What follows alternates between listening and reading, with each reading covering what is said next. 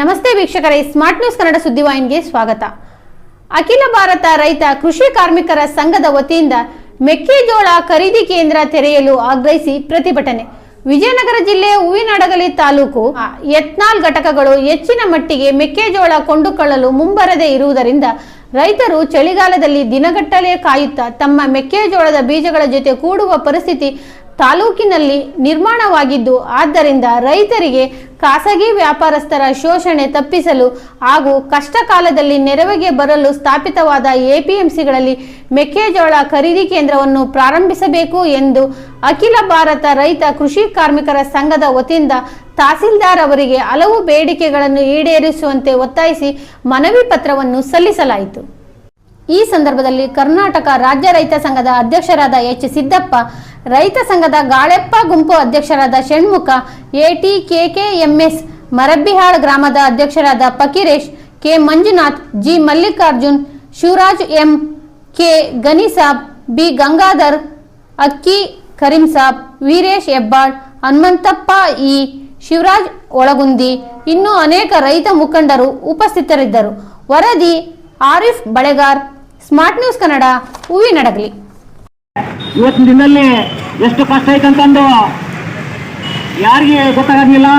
ಇವತ್ತು ಖರೀದಿ ಕೇಂದ್ರ ತೆಗಿತೀವಿ ಅಂತಂದು ಯಾರೇ ಆದ್ರೂ ಇವತ್ತಿನವರೆಗೂ ರೈತರು ಮಾಲ್ ಮಾರ್ಕೊಂಡು ಇವತ್ತು ಎತ್ತ ಕಾಯ್ದು ಇದ್ದಾರೆ.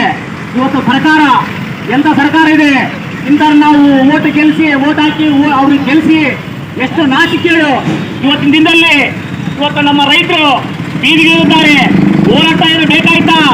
ಇದು ಅವರಿಂದ ಹೋರಾಟ ಏನು? ಇವ್ರ ಅಪ್ಪನ ಸರ್ಕಾರನ ಇವ್ರ ಅಪ್ಪನ ಸರ್ಕಾರನ? ಇವತ್ತು ನಮ್ಮ ಸರ್ಕಾರ, ನಮ್ಮ ರೈತರ ಸರ್ಕಾರ, ರೈತರಿಂದ ನಾವು ಇವ್ರ ಮೇಲೆ ಕಳಿಸಿರೋದು ನಾವು ರೈತರು. ಇವತ್ತು ರೈತರು ಸ್ವಂತ ಅಂದ್ರೆ ಇವತ್ತು ಎಪಿಎಂಸಿಯಲ್ಲಿ ಖರೀದಿ ಕೇಂದ್ರ ಆಗಲ್ಲಂದ್ರೆ ಇವತ್ತು ನಮ್ಮ ರೈತರ ಹೋರಾಟ ಹೆಂಗಿದೆ? ಯಾವುದು ತೊಗರಿ ಇರಬಹುದು, ಜೋಳ ಇರಬಹುದು, ರಾಗಿ ಇರಬಹುದು, ನೆಲ್ಲು ಇರಬಹುದು, ಅನೇಕ ರೀತಿ ಕಪ್ಪು ಇರಬಹುದು. ಇವತ್ತು ಎಲ್ಲದರಲ್ಲಿ ನೋಡಿಕೊಂಡು ರೈತ ಸಾಲ ಕೂಲ ಮಾಡ್ಕೊಂಡು ನೇರ ಹಾಕೊಂಡು ಇವತ್ತು ಎಣ್ಣೆ ಕುಡಿದು ಇವತ್ತು ಕಷ್ಟ ಪರಿಸ್ಥಿತಿ ರೈತರಿಗೆ ಬಂದ್ರೆ ಒಂದು ಸ್ವಲ್ಪ ಅನ್ನ ಊಟ ಮಾಡಬೇಕಾದ್ರೆ ರೈತರ ಬೆವರು ಸುರಿಸಿ ಇವತ್ತಿನ ದಿನದಲ್ಲಿ ಒಂದೊಂದು ಹಬೆಗೆ ಆತನ ಹೆಸರು ತಟ್ಟಿ ಆ ಬೆವರನ್ನ ಊಟ ಮಾಡಬೇಕಾದ್ರ ಆ ರೈತನ ನೆನೆಸಿದ್ರ ನಿಮ್ಮಂತ ಬುದ್ಧಿವಂತರ ಇಲ್ಲ. ಇವತ್ತು ಖರೀದಿ ಕೇಂದ್ರ ಮಾಡಬಹುದು, ಕಬ್ಬಿನ ಬೆಲೆ ಮಾಡಬಹುದು.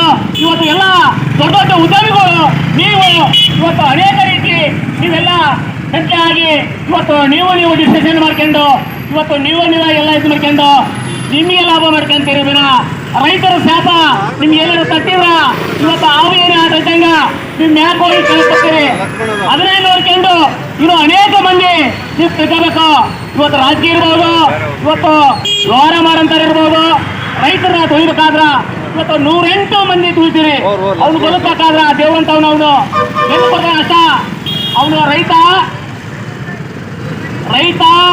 ಬೆಳೆದ್ರ ದೇಶ ಎಲ್ಲ ತಿಂತತಿ, ಇವತ್ತು ಜಗತ್ತ ತಿಂತತಿ ಅಣ್ಣನ.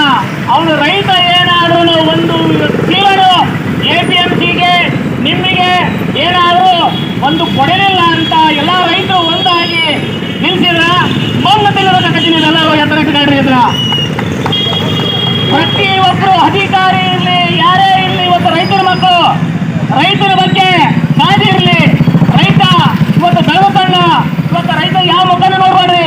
ಅವ್ರು ಎಷ್ಟು ಕಷ್ಟ, ಎಷ್ಟು ಇದು, ಎಷ್ಟು ಸ್ವಂತನ ಇವತ್ತು ಗಾಳಿ ಇರ್ಬೋದು, ಮಳೆ ಇರ್ಬೋದು, ಚಳಿ ಇರ್ಬೋದು, ಹುಡುಗು, ಸಿಡ್ಲು, ಕಳೆವು, ಕಾಸಿ, ಆಪು, ಚೋರು ಇಷ್ಟೆಲ್ಲ ಬೇಸಿ ಮಾಡ್ರಿ. ಇನ್ನೂ 108 ಇದಾವು. ಇವತ್ತು ಅನೇಕ ಮಂದಿ ಮಾತಾಡ್ತಾರ. ನಮಗೆ ಇವತ್ತು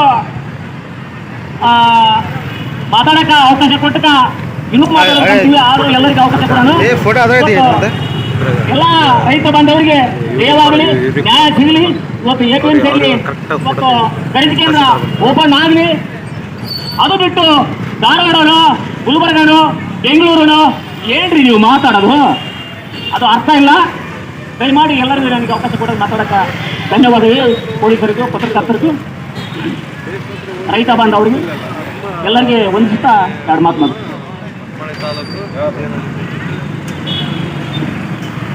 ಸ್ನೇಹಿತರೆ, ಇಲ್ಲಿವರೆಗೂ ಮಾತಾಡಿರ್ತಕ್ಕಂಥ ಸಿದ್ದಪ್ಪ ಕರ್ನಾಟಕ ರಾಜ್ಯ ರೈತ ಸಂಘದ ತಾಲೂಕು ಅಧ್ಯಕ್ಷರಾದಂಥ ಅವರಿಗೆ ನಮ್ಮ ವಿನಂತಿ ಪ್ರಾಮಾಣಿಕತೆ ಧನ್ಯವಾದಗಳು ಬರೆಯುತ್ತೇನೆ.